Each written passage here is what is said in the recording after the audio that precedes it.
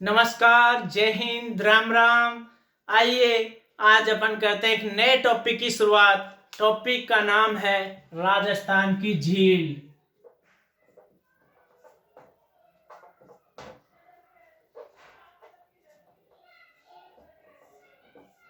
जिस प्रकार मृदा के अध्ययन को पेडोलॉजी कहते हैं, उसी प्रकार झीलों के अध्ययन को क्या कहते हैं? लिम्नोलॉजी। झील कितने प्रकार की होती हैं? झील दो प्रकार की होती हैं। कौन कौन सी? मिट्टी और खारी। झील दो प्रकार की होती हैं। किसके आधार पर? लवणता के आधार पर। बात करें लवणता की कि समुद्र की औसत लवणता लगभग 35 ग्राम होती है। कितने ग्राम होती है? लगभग 35 ग्राम होती है समुद्र की औसत लवणता। झील दो प्रकार की होती हैं, खारी और मीठी। खारी और मीठी। राजस्थान में झीलों की नगरी उदयपुर कहलाती है। राजस्थान में झीलों की नगरी उदयपुर कहलाती है। भारत में झीलों की नगरी श्रीनगर कहलाती है। जबकि बात करें विश्व में झीलों की नगरी फिनलैंड कहलाती है।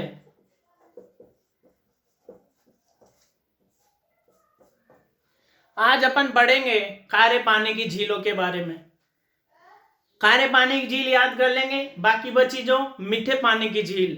प्रश्न आता है कि निम्न में से खारे पानी की झील है, निम्न में से खारे पानी की झील नहीं है। इस प्रकार 4 ऑप्शन देता है और उसमें से वह पूछता है कि कौन सी खारे पानी की झील नहीं है या कौन सी मीठे पानी की झील नहीं है। आइए अपन इसको एक ट्रिक से याद करते हैं, फिर अपने कोई समस्या नहीं होगी।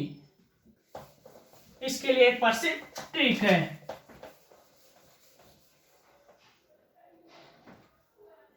साड़ी का पल्लू कुत्ता फाड़े रे। साड़ी का पल्लू कुत्ता फाड़े रे। सांबर, सा से सांबर, डी से डीडवाना, का से काऊद, पै से पचपदरा, लू से लूणकरण सर, कू से कुचामन, ता से ताल छापर, फै से फलोदी, डे से डेगाना और रे से रेवासा।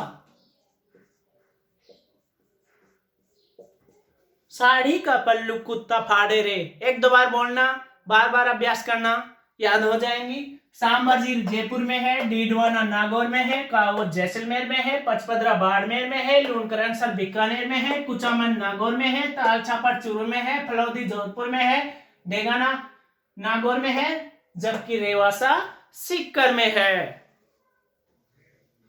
अब अपन एक एक झीलों को विस्तार पूर्वक पढ़ेंगे। सबसे पहले अपन झील लेते हैं सांबर झील। आइए सांबर झील के बारे में अपन विस्तार पूर्वक चर्चा करते हैं। सांबर झील जयपुर में है। कहाँ है? जयपुर में।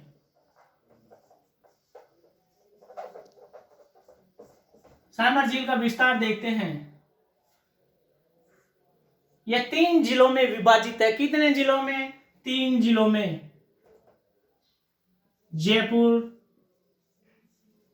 अजमेर, नागौर। बात करें कि प्रशासनिक दृष्टि से सांबर झील जयपुर जिले में विस्तृत है। कई बार पटवार में क्वेश्चन आया था, एक तो ये ऑप्शन में था, एक ये ऑप्शन में था, 2 जिले कोई और थे, अतः अधीनस्थ बोर्ड को उस क्वेश्चन को ही डिलीट करना पड़ा, क्योंकि सांबर झील का विस्तार इन तीनों जिलों में विस्तृत है और 2 जिले कोई और दिए थे, अतः इस क्वेश्चन को डिलीट करना पड़ा। ध्यान रखना, सांबर झील का प्रशासनिक दृष्टि से विस्तार कहाँ है? जयपुर में। यह झील फुलेरा जयपुर में स्थित है। अब अपन बात करते हैं इसके विस्तार की कि इसकी लंबाई एवं चौड़ाई क्या है। आइए अपन इसके बारे में देखते हैं। ये है अपनी सांबर झील। इसकी लंबाई लगभग 32 किलोमीटर, कितनी, लगभग 32 किलोमीटर है, जबकि इसकी चौड़ाई लगभग 3 से 12 किलोमीटर है। इसमें नमक ऐसे ऐसे ऐसे यो यो यो, ये क्या बन गई, क्या बन गई, क्यारी। अतः नमक किस पत्ती से तैयार होगा, नमक किस पत्ती से तैयार होगा, क्यारी से क्या होगा, क्यार। क्यारी से क्या बनता है, क्यार। अतः नमक इसमें क्यार पत्ती से होता है, नमक इसमें क्यार पत्ती से होता है। यह भारत के कुल नमक का 8.7% नमक उत्पादित करती है। कौन, सांबर झील 8.7% नमक उत्पादित करती है। अतः भारत सरकार ने इतना नमक उत्पादित करने की वजह से यहाँ पर एक कारखाना स्थापित किया। कब, 1964 में। क्या नाम है, Hindustan salt company, Hindustan salt company. ध्यान रखना, इस झील में एक शैवाल पाया जाता है। कौन सा शैवाल पाया जाता है, स्पाइरूला। कौन सा, स्पाइरूला। इसमें लगभग 65% प्रोटीन की मात्रा प्रेजेंट होती है। कितने परसेंट, 65%।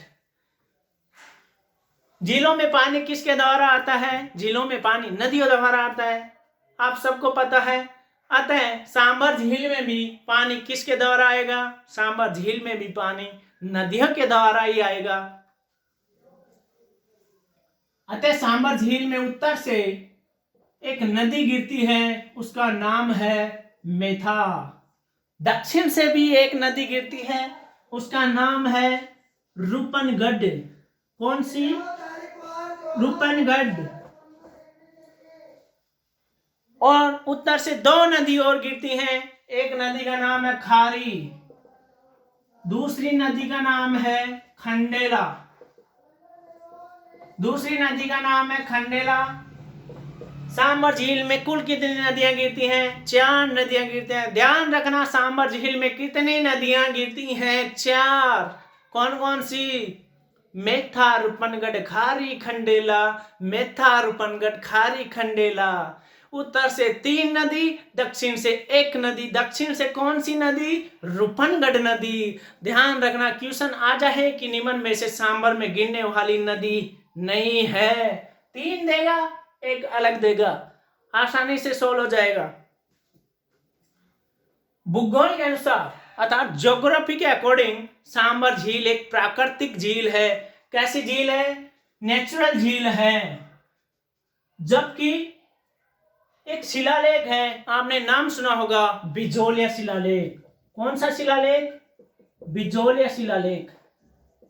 इसमें क्या बताया गया है, इसमें यह बताया गया है कि सांबर झील का निर्माण तो वासुदेव चौहान ने करवाया था। किसने, वासुदेव चौहान ने। वासुदेव चौहान कौन है, वासुदेव चौहान कौन है, यह चौहान वंश का संस्थापक, आदि पुरुष या मूल पुरुष है। कौन, वासुदेव चौहान। सांबर झील ऐतिहासिक दृष्टि से भी महत्वपूर्ण है। ऐतिहासिक दृष्टि से कैसे महत्वपूर्ण है सांबर झील, आइए अपन उसके बारे में विचार करते हैं, उसके बारे में चर्चा करते हैं कि सांबर झील ऐतिहासिक दृष्टि से कैसे महत्वपूर्ण है। अपने एक प्रसिद्ध संत हैं, आपने नाम सुना होगा, संत दादू दयाल। कौन, दादू दयाल। कहते हैं कि ये बहुत दयालु थे, अतः इनका नाम क्या हो गया, दादू दयाल। इन्होंने अपने प्रथम उपदेश यहीं दिए थे। कहां, सांबर झील के किनारे। इन्होंने एक पंथ की स्थापना की थी। कौन से पंथ की, दादू पंथ की। कब, 1574 में। 1574 में दादू दयाल जी ने एक पंथ की स्थापना की थी। कौन से पंथ की? दादू पंथ की। 1585 में ये अकबर से मिलने गए थे। कहाँ? फतेहपुर सिकरी। ध्यान रखना, थोड़ा सा इंपॉर्टेंट है। और ये ध्यान रखना, इनका एक प्रसिद्ध शिष्य है, उसका नाम है संत रज्जब। संत रज्जब ये जिंदगी भर दुल्हे के बेस में रहा था। कौन? संत रज्जब इनका एक शिष्य है।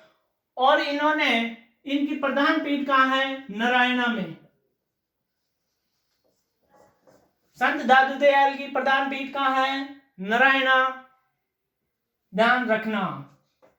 और कैसे ऐतिहासिक दृष्टि से सांबर झील महत्वपूर्ण है? सांबर झील के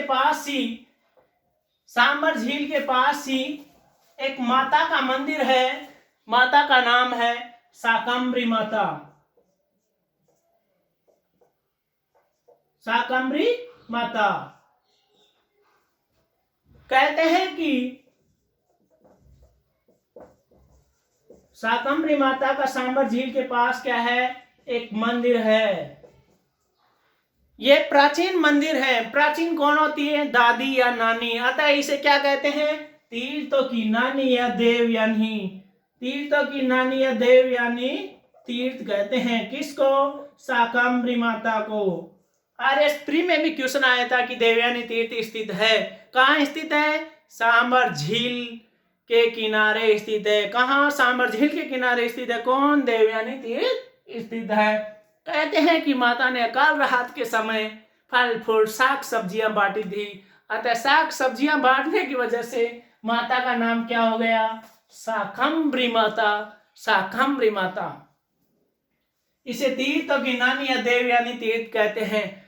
जबकि तीर्थों का मामा पुष्कर को कहते हैं, जबकि तीर्थों का भांजा मचकुंड धौलपुर को कहते हैं। और कैसे ऐतिहासिक दृष्टि से महत्वपूर्ण है? किस प्रकार से? देखते हैं। यह झील अकबर एवं जोधा की विवाह स्थली भी रही है। किसकी? अकबर व जोधा की विवाह स्थली। अकबर व जोधा की विवाह स्थली भी सांबर झील रही है। आपने नाम सुना होगा कुर्जा पक्षी। किसका? कुर्जा पक्षी। कुर्जा पक्षी खीचन गांव जोधपुर में पाया जाता है। खीचन गांव जोधपुर। यह पक्षी विरह का प्रतीक है। किसका प्रतीक है? विरह का प्रतीक है। यह अपनी प्रेमिका को ढूंढने के लिए चारों तरफ की यात्रा ही करता है। अतः यह पक्षी कहाँ आता है? सांबर झील में भी आता है।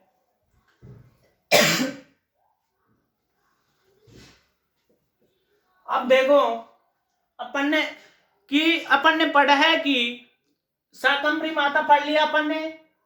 शाकंभरी माता चौहानों की क्या है? कुल देवी। लेकिन अपन तो चौहानों की कुल देवी जीन माता को पढ़ते हैं, आशापुरा माता को पढ़ते हैं। ध्यान रहे, अलग अलग चौहानों की कुल देवियां अलग अलग हैं। जैसे कि सिक्कर के चौहानों की कुलदेवी कौन है? जीण माता। कौन? जीण माता सिक्कर के चौहानों की कुलदेवी है। जबकि झालोर के चौहानों की कुलदेवी कौन है? आशापुरा माता है। कौन? आशापुरा। जबकि अजमेर के चौहानों की कुलदेवी कौन है? शाकंभरी माता। शाकंभरी माता। अब अपन इसका रिवाइज कर लेते हैं एक बार पुनः। अपन ने पढ़ा कि झील दो प्रकार की होती है, खारी और मीठी। खारी झील पढ़ रहे हैं अपन, इनके लिए एक ट्रिक। कौन सी? आपको याद हो गई होगी अब तक कि साड़ी का पल्लू कुत्ता फाड़े रे। फिर अपन ने देखा कि सांबर झील कितने जिलों में विभाजित है? सांबर झील 3 जिलों में विभाजित है, अजमेर, जयपुर, नागौर। प्रशासनिक दृष्टि से सांबर झील कौन से जिले में विभाजित है? जयपुर जिले में। कौन से जिले में? जयपुर जिले में। फिर अपन ने देखा कि सांबर झील की लंबाई लगभग 32 किलोमीटर और इसकी चौड़ाई लगभग 3 से 12 किलोमीटर। और इसमें पूरे भारत का 8.7% नमक उत्पादन होता है। अतः भारत सरकार द्वारा सन 1964 में यहाँ एक कारखाना स्थापित किया गया हिंदुस्तान साल्ट कंपनी के नाम से। और अपन ने भी पढ़ा कि यहाँ एक शैवाल पाया जाता है, कौन सा, स्पाइरुला, उसमें लगभग 65% प्रोटीन की मात्रा पाई जाती है। नमक क्या पत्ती से तैयार होता है। फिर पढ़ा यह राजस्थान की सबसे बड़ी खारे पानी की झील है। और फिर अपन ने पढ़ा कि सांबर झील ऐतिहासिक दृष्टि से भी महत्वपूर्ण है। हमारे एक प्रसिद्ध संत दादू दयाल जी, इन्होंने अपने प्रवचन यहीं दिए, कहाँ, सांबर झील के किनारे। 1574 में दादू पंथ की स्थापना की। 1585 में अकबर से मिला फतेहपुर सिकरी में। यहाँ पर एक प्रसिद्ध माता का मंदिर है, उसका नाम है शाकंभरी माता। अकाल राहत के समय साग सब्जियां बांटा, इसलिए इसका नाम शाकंभरी माता हो गया। चौहानों की कुलदेवी जीण माता। कौन, सिक्कर के चौहानों की कुलदेवी कौन है? जीण माता। अजमेर के चौहानों की शाकंभरी माता। और जालौर के चौहानों की कुलदेवी आशापुरा माता। फिर अपन ने बढ़ा कि सांबर अकबर व जोधा की विवाह स्थली भी रही है। फिर अपन ने पढ़ा कि कुर्जा पक्षी कीचनगांव जोधपुर में पाया जाता है। वह लंबी लंबी यात्राएं करता है, अतः सांबर झील में भी वह आता है। अपन ने पढ़ा कि इसमें 4 नदियां गिरती हैं, मेथा, रूपनगढ़, खारी, खंडेला, मेथा, रूपनगढ़, खारी, खंडेला। तब आज के लिए इतना ही काफी। फिर मिलते हैं एक नेक्स्ट वीडियो में। तब तक के लिए राम राम, स्वस्थ रहे, सुरक्षित रहे, bye bye, have a nice day.